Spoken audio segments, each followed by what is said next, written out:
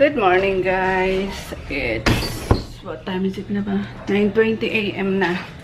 Ayun, nagising ako ng around 6 ata. Tapos, wala, nahiga na lang ako. Nanonood kasi ako ng mga videos ni Brett Manrak. Grabe, nakakabaliw tong baklita na to. Alam niyo yun? Diba? Sinong nababaliw sana niya sa mga videos niya or no-hook sa videos niya? Ayun. Pero matagal ko na siyang pina-follow. Parang recently lang, yesterday actually, ako na-addict sana sa mga videos niya. And I super love his pets. Ang dami din. Cats, dogs, and ginipig pa yun. Tapos yung yung pamangkin niya na si Cleo, no? Wala lang. Late much lang din sa kanya. So anyway, good morning. Happy Sunday, guys. Last day ng ngayon, ng bazaar. Pero pupunta kami ng after lunch na. Ayun. Para mag pull out. After lunch kasi ang dating namin yan is either 5 o'clock or 6 o'clock. Ganun. Kasi di ko naman kailangan mag-stay doon ng matagal at dalawa naman sila doon. So, ayun. Anyway, kakalis lang ni Sel. Kinatok niya na ako. Sabi niya, alis na daw sila. Pero kanina pag pag labas ko, nagsabi na siya na alis nga silang pamilya. Para yata. Every Sunday naman yan, actually. Lumalabas sila. Ayun, pupunta yung niya dito, yung asawa niya ng Saturday night and then nag-i-sleep over. Yun. Pinapayagan ko kasi one day lang naman. And syempre as family. Diba? So, sige. Tapos pag Sunday, ayun, lumalabas sila and sabay uwi na rin yung asawa niya pabalik ng ng work. So anyway, ayun guys.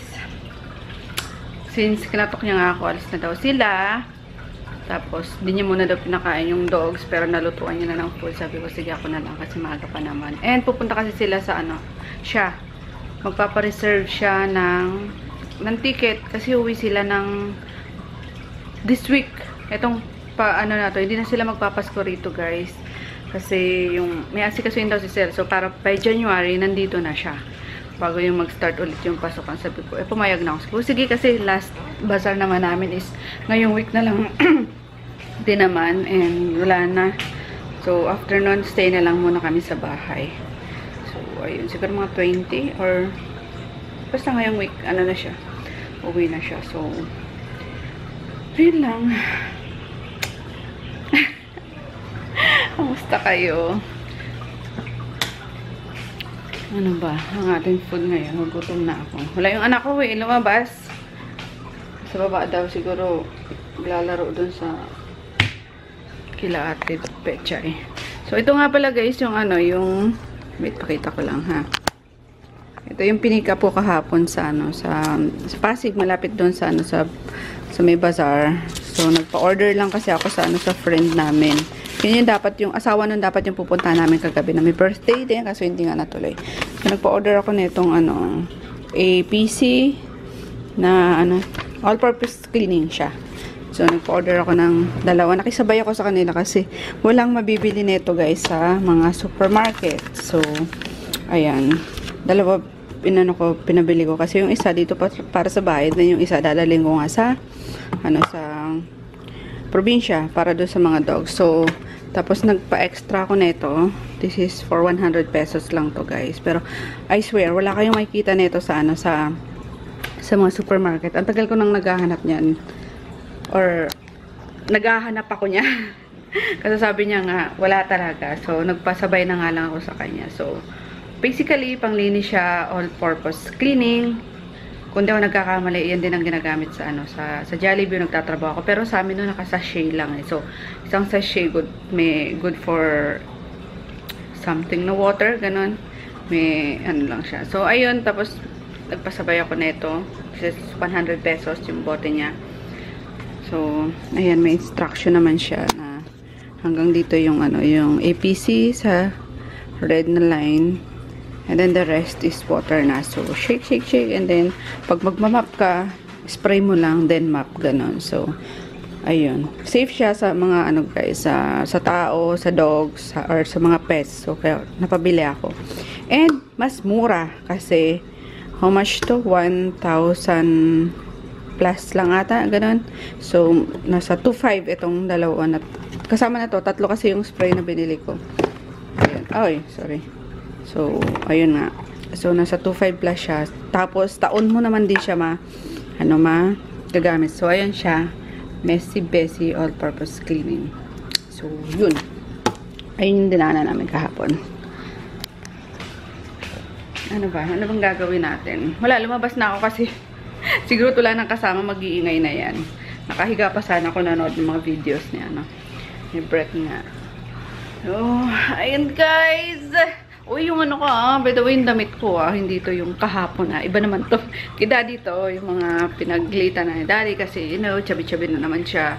So, sabi ko, akin na lang kasi nakatupi lang naman sa closet niya kasi di ba inais ko na yung mga damit niya. So, ito, di mo naman ginagamit, nakastay lang dyan. So, might as well, gamitin ko na lang kasi nga, ako din naman is lumaki na yung katawan ko na naman. Tumaba ako. Yan. Kaya, yun ang mga ginagamit ko ngayon, yung mga damit niya, pantulog, pambahay, and then mga shorts lang. Ayan, dyan ako komportable guys. Alam niyo yan. Napapansin niyo, diba? Yung mga patulog ko is yung mga pandalagita lang na sando. Yung mga ginagamit natin nung nagdadalagin din pa lang tayo yung bumila ko nun. Kasi yun ang pantulog ko or pambahay ko. So, same as kapag lumalabas ako, komportable lang ako guys sa shirt, shorts, tapos leggings. Dun lang. Hindi mo ako magpapasuot ng alam niyo yun.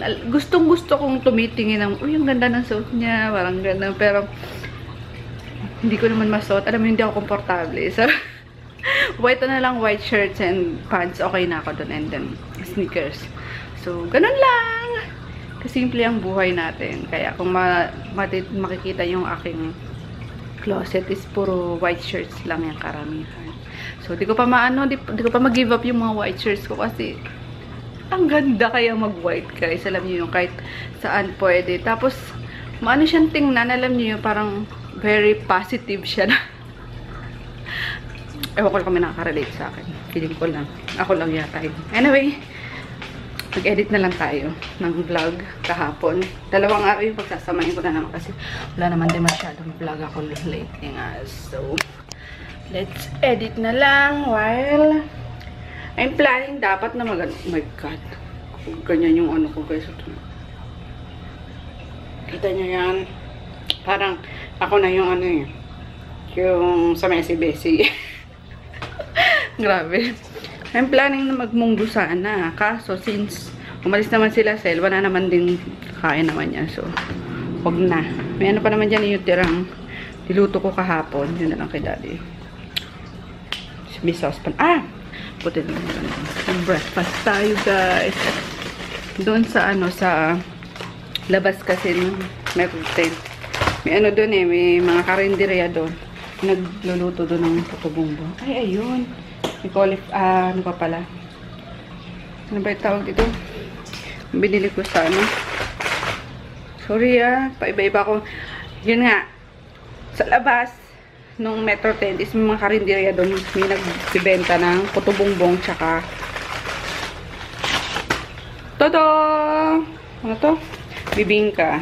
So, kahapon pa to. Mamicro ko lang siya para siyang almusal ko ngayon. And then, yung for lunch is may shrimp pa naman dyan.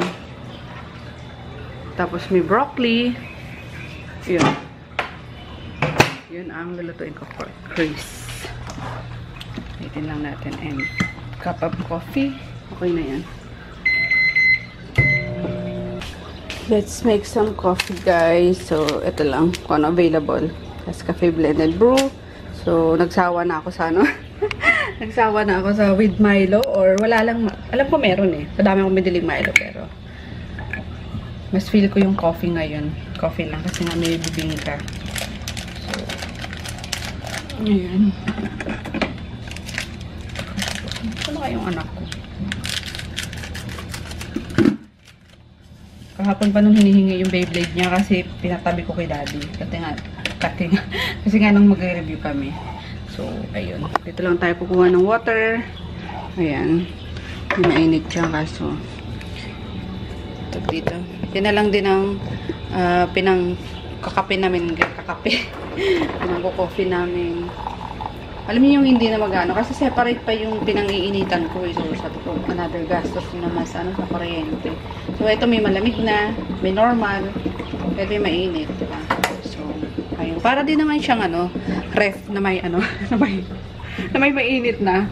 So, yung likod niya is parang yung sa ref natin, yung mga sinaunang ref na may ganyan. Ano natin, mga medyas natin. Pagkabasa pa. So, yun lang. And, of course, lagay ko itong collagen matrix na ito. Pampang. So, yan ang lalagay ko ngayon sa digs ko, guys. Pampa glow. So, I don't know. Kung feeling ko lang is nag-glow yung skin ko ngayon. Lately. Wala lang. At least okay na, diba? Alam yung okay na yung ano, yung skin ko. Hindi na katulad nun dati talaga na pinutakte ako ng pimple. So, ngayon, kere boom na siya. So, dahil yan sa ano nga, sa yun, hindi ako natutulog na hindi naghilamos kasi noon din, sobrang pagod, sobrang stress, nakatulog ako na talaga na, guys, yung hindi maghilamos. So, ngayon, kahit napagod ako, pagkarating ko, pagkalapag ko pa lang ng bag ko, dumidiretso na agad ako sa, ano, sa CR. Kasi, ganun ako before na sobrang pagod, alam mo yun, higa muna ako, yung gusto ko munang makadikit yung ano ko, yung kakatawan ko sa kama. Hindi na yun, makatulog na ako, wala na. So ngayon, sabi ko, bago pa ako pumasok ng kwarto, kailangan nakahilamos na ako. So, ayun, kaya clear na siya. Diba? Oh, wala na siyang mga buhay na pimple. So, by the way, guys, bati na pala kami ni Daddy. Kaso, hindi ko pa siya masyadong kinakausap. Pero, ayun, bati na kami. Kain tayo. Ganun kasi ako kapag dito, palibasa sanay siya na maingay ako.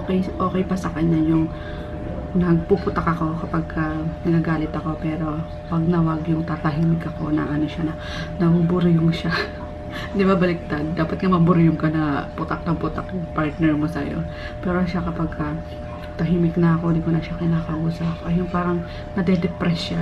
Alam mo yun? Kasi kapag ibig sabihin na ganyan na naman si Ding Dong. Ibig sabihin kapag tahimik na ako, guys, sobrang yung galit ko is ano na talaga. Grabe. So, pag maingay pa ako, okay pa yan. Pero pag tumahimik na ako, as in never na ako hindi na talaga ako magsasalita. Matakot ka na talaga. Kaya ganyan siya kapag din ako nagsasalita na parang ang dami na pumapasok sa isip niya na alam mo yun, nade-depress na talaga siya, yung naiiyak na siya, guys. So, hindi ako natutuwa kasi pinapaiyak ko siya, pero alam niyo yung gusto kong basta ganun, guys, mga mag-asawa, mga pangyayari ganyan. Tumahimik ka, ikaw ingay ka na naman andito lang ako. Wala ka to. So, ganyan siya kapag wala nakikita ang tao. Kahol na kahol. Ano problema Oy, hindi ako sa kanya galit Ano lang talaga siya. Maingay lang talaga siya. Anong problema? May pinaliguan siya kahapon ni Cele. So, alam ko na. Gusto mo ng pansapin mo? Where's your pansapin? Ay, nilaban ni Cele. Ayun Yan, laging mabango din na pansapin yan Paknit! Paknit. Ay, sleeping pa si Paknit. Sige na, sleep ka na muna. Uy! Hey, sus! Uy! Yan, pag napaliguan ka ng Paknit, okay ulit yun. Mas yung fur mo. Ouch! Ayan pa rin siya sa panganggat-kagat talaga. Aray, bibig ko.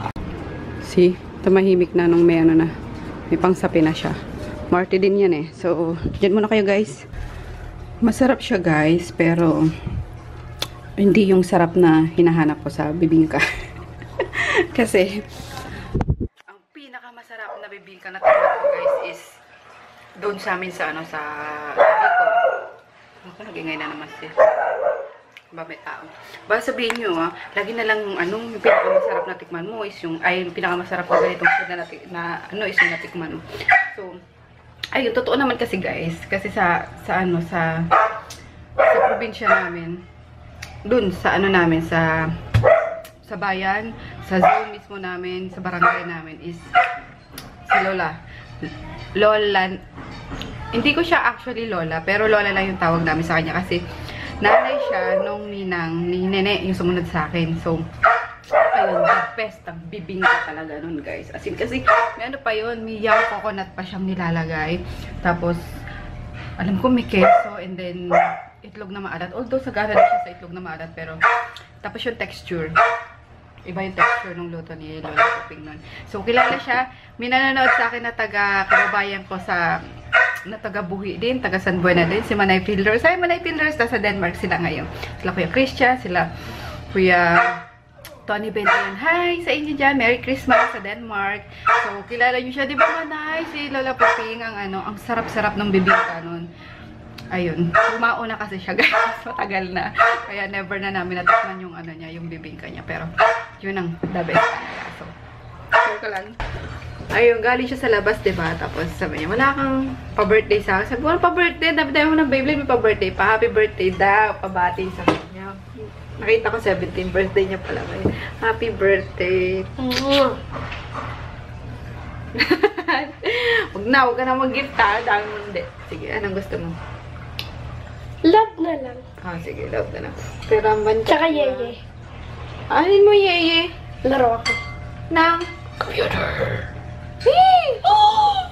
Sa bagay, wala naman pasok. 1 hour lang. 2 hours. Ba't ang bantot mo? Saan ka galing? I bike all the way. Mukha amoy amoy araw. I bike. Kaloka. 50 plus minutes guys, yung vlog na inedit ko ngayon. Grabe ang haba. Daldal ko kasi. Magpasensya nyo na. And wow, inayos na ni Dada yung higaan. So, alam niyo na, magaganyan. Bumabawi din siya sa akin kapag galit-galit kami. Inaayos niya na yung higaan. So, ayun. Masok sana ako para ayusin eh. Kaso, nagawa niya na. Lobat na naman? Masisira na naman yung niyan. Ruth, birthday na ni Tipi. Tsaka... Di TV? birthday si Tipi na. Nye. Ayun guys, mag-ano tayo ng pagkain ng aso. I mean, mag-prepare na tayo. So, nagsinda ko ng mga kandila kasi malangaw. Si Groot ba Ayun. o si Tipi? Yung ka-birthday. Para matanggal yung mga langaw and then lamok na rin si Tronella yan. Sino yung ka-birthday ko? Si Groot o si Tipi? Hindi ko maalala eh. Sino ba? Wala. Ano ka ba? Tipi. Si Tipi. Hindi. Si Groot. Wala kang ka-birthday sa aso. Ano ka ba? Si Groot yata. Ay, bala ka. Happy birthday. Si Groot, ano yan? No! February yan si Groot eh. February 14 namin na yan. Pero yung birthday niya, siguro, probably January or December. So, ayun nga. Yung para matanggal yung langaw. Kasi yung amoy nitong minsan, pag luma yung nabibili ni Sel na, na karne or ano ba tawag doon? Yung pang bopis, minsan, di ba yung amoy na, hindi naman mabaho, hindi naman bulok. Talagang yung amoy lang na, syempre, yan eh, innards yan eh. So, minsan, yun siguro ang nilalangaw. So, yun. Prepare na tayo. Ayan, 5 sila guys. 1, 2, 3, 4, and 5. Ayan. Konti-konti lang yung rice kasi kailangan diet sila eh. Hindi masyadong tumaba. Lalo na si Junior. Tapos si Maggie din.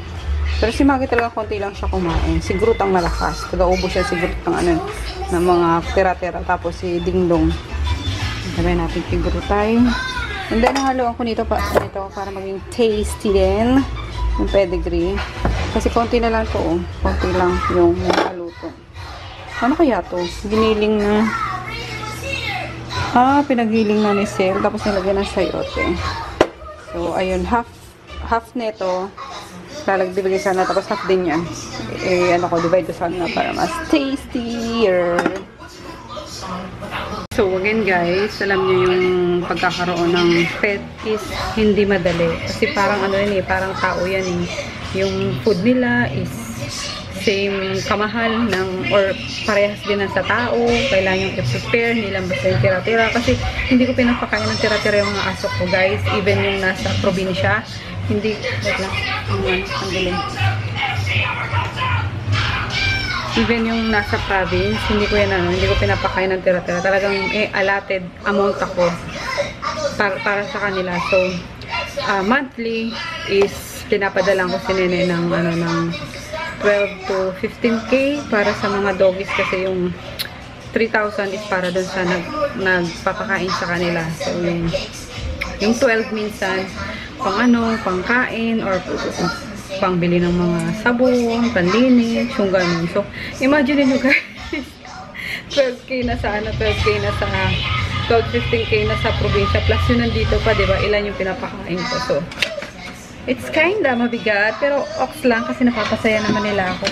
So, hindi ako nagreklamo, alam niyo yun. Pero yung akin lang kasi minsan, bakit ang daming inaabandon ng mga hayop? Alam mo yung sa umpisa lang sila magagaling mag-alaga, and then pag sawa na sila, wala na, nandiyan na sa kalsada, inaabandona na, may mga nakukot na on campa na, alam mo yun, binababa sa sakya, may mga kaya pa, pero nakukuha nilang, alam mo yun, doon ako talaga nagagalit. Or, ewan, kaloka. Kaya, post ako ng post sa Facebook na talagang para akong nag-rant na, ayan, kala nyo masarap magka-aso, diba? Ganyan-ganyan. Kasi yung recently is Beagle, and di ko alam yung buong story guys, kaso parang na-hurt lang ako na, ayun nga, nasa labas, inuulanan, nainitan, alam mo yun, tapos ang ganda-ganda ng bahay ng may-ari. So, nakakaya talaga. Pag-aalaga is hindi lang para makiuso. Kailangan, nasa puso mo talaga guys, yung mag-alaga ka. Kasi, mahal. So, mahal. Para kang nagpalaki ng tao. Lang yun. So, ayun na, nalagyan ko na sila ng ulam. Ito na, nalagyan ko sila. Ayan. Tapos, yung yung betting pa, kasi di mo naman pwedeng hindi yan ipabet, kahit na, na astin pa yan, or askal, kung tawagin ng iba. Yung iba nga, pag sinabing askal is wala, kailangan nandyan sila sa labas, kailangan nandyan lang, kali lang talaga sila, nasa kali, parang literal na pangkali lang talaga. So, hindi, kasi sa mga aso ko, ilan yung aspin si Tipi, si Conan, pero hindi sila mukhang aspin, diba? Ang kukit nila. So, yun. Kaloka. Yun lang. Sana maging marami yung mga nagbabalak na mag-alaga, mag-pet is pag-isipan yung mabuti guys. Kasi, ayun nga, kawawa yung mga pet kapag hindi natin mabibigay sa kanila yung pangangailangan nila. So, yun lang. Drogin lang natin kung So, nakakawa yung mga nakikita ko sa Facebook eh.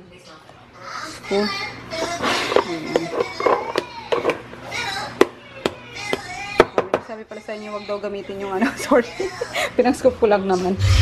Kamayin ko na lang. Paghalo.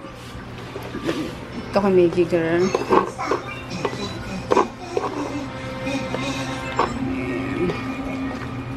So, meron pa silang ang mamayang gabi. So, ayan. Feeling ko ito yung nilalangaw.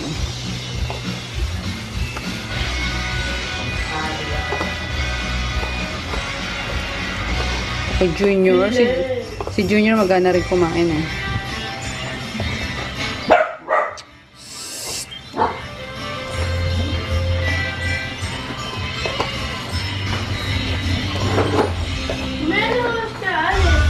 Maya-maya. Ano oras? Mga 1 or 3? 1. OMG guys.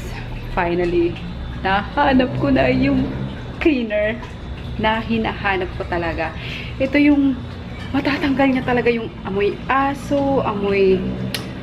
Alam nyo yun, nandito siya lahat, guys. Ito yun eh, kasi ito yung ginagamit namin sa ano eh, sa Jollibee noon. Ito yun. Di ko alam kung same brand. Pero ito yun eh, kapag yung tipong kapag in-spray mo sa kanya, ang bango niya na parang amoy panlinis talaga siya, pero hindi amoy Sunrox. Alam nyo yun? Ito na yun, guys. Di ko siya ma-explain na mabuti, pero ito talaga yung hinahanap ko. Kasi yung binili ko before sa vet, kasi sabi ko, kailangan ko ng yung pantagal pa ng amoy ng mga aso. Kasi kahit na lagi sila naliligo, hindi mawawala sa kanila yung natural scent nila, guys, na amoy aso. So, yun ang gusto ko. Yun ang hinahanap ko. So, yun yung binili ko last time kay Doc Neil na 300 pesos is para siyang amoy suka siya, amoy apple cider vinegar, yung kapag nilagay mo siya. Tapos, pagka matagal na yung yung water sa lagayan ng mug, ang asim. Literal na asim na para talaga siyang suka. So, ito. Nasaya ko. Nakita ko na siya. Industrial cleaning solution. So, wait lang. Pwede siya kahit saan. Pwede panghugas ng lagayan ng food ng mga food. Pwede panghugas ng mga ding-dong! Pwede panghugas ng mga plato ng mga aso. Pwede sa CR. So, lahat all purpose eh. So, bango niya pa. Amoy malinis na malinis talaga. So, ayun nga, nag-map na kanina si Sel. Kaso since nagpakain ako dito, mga kalat-kalat nung tawag dito? Kalat-kalat ni Groot is lalangawin na yun. So, ito din. Pwede ito sa table para hindi tapuan ng langaw, guys. So, ayun lang. Hindi ko maano kung saan nila binili ito. Kasi nagpasabay lang ako dun sa sa web namin na teacher nga. Sa school kasi nila, yun ang sinusupply. So, nagpasabay lang ako. Pero ask ko kung saan pa makakabili kasi wala daw talaga niyan sa mga supermarket. So, in-order talaga yan. So, sinusupply nila sa mga office, sa restaurant, and then schools. So, ask ko pa rin siya, guys, para sabihin ko sa inyo. Para, ito rin, yung mga lalo na yung mga aso dyan, ito yung solution natin, guys. Luto lang tayo, guys, ng late lunch. Ayun. Ako nga, di pa nag-aalmusal eh. Nung oras na, pasado 1:00 na. So, ayun, wala maisip eh. Tsaka, si daddy, yung kinain niya is yung din naman, yung tirang piluto ko pa kahapon na kaldereta. Panalo kasi, guys, in fairness, kahit na first time ko lang siyang gawin sa beef, panalo yung kaya yun, pati sauce is sinisimot niya talaga. Ayan, ano naman si Ding Dong, pag wala talaga siyang kasama, guys, ganyan siya. Nandiyan na nga si Chris sa labas. Sabi ko, bantayan na lang eh. So, yan. Hinugasan ko lang. Itong hugasan pa natin ulit. Na-dry siya sa sa ref. Dapat hapon ko panlulutuin to. Lagay ko lang siya sa ref. Na-dry na. Chris! Ayan. Kailangan hugasan siya mabuti. Yung mga itlog-itlog na.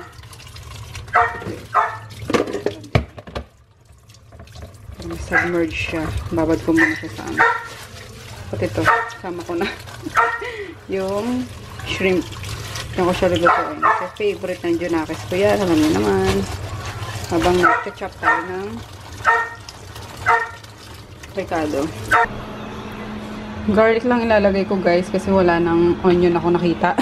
Hindi siguro napansin ni Sel na wala nang onion. So, hindi siya bumili. No? Pumunta siya ng palengke. So, yan lang. Tapos, sa butter ko siya igigisa.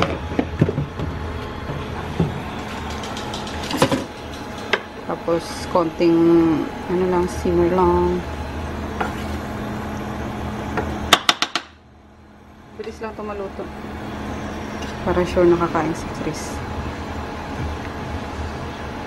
Sarap, madaming butter.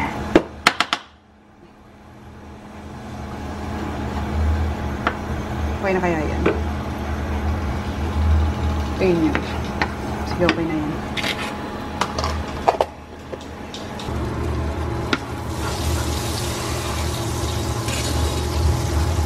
So, let's put some garlic. Maliliit na cloves lang yan, guys. Ano ko. And chinap. No? Ba't kaya pag ano, no? Garlic siya ka butter. Grabing bango. Saan nakikita niyo? Parang hindi. Kaloka. So, yan. Medyo. Carabaos na yan. Lang. And then, lagyan natin yung shrimp.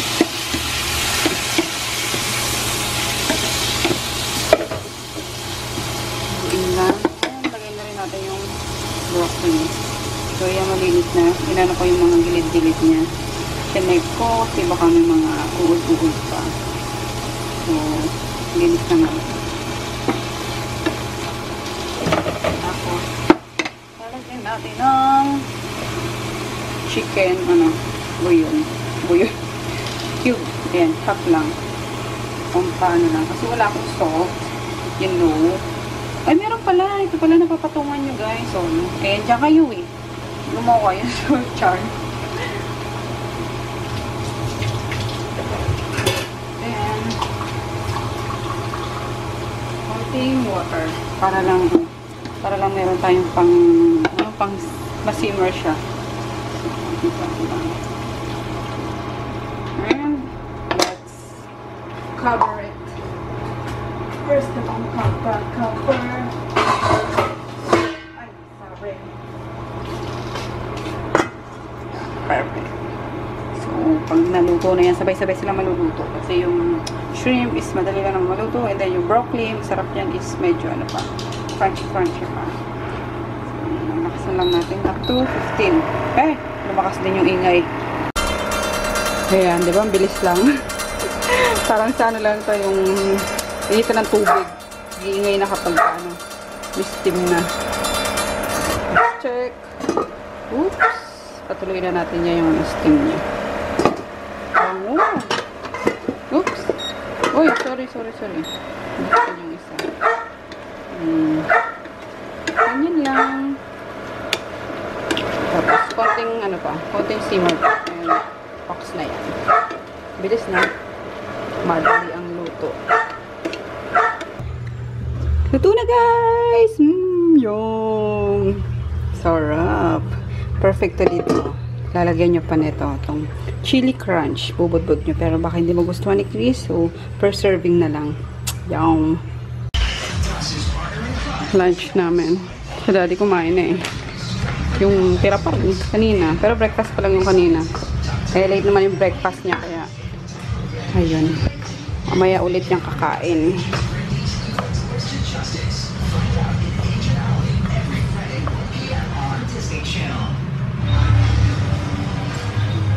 O, kung ano mo dito? Kutsara tinidor. Yan. Yan tayo. Ako itong Nerish Gourmet Toyo. Tapos yan. With top ito. What is your gift, guys? I hope it's Beyblade. Hala, grabe siya. Kailangan mong ganun. Koloko. Bad yan. Just kidding. Hindi dapat nangihingi ng gift. Kain tayo. After kumain, maya-maya mag-ano na. Yung amoy mo eh. Amoy araw talaga. Amoy niya pa. Sinabi ko na nga.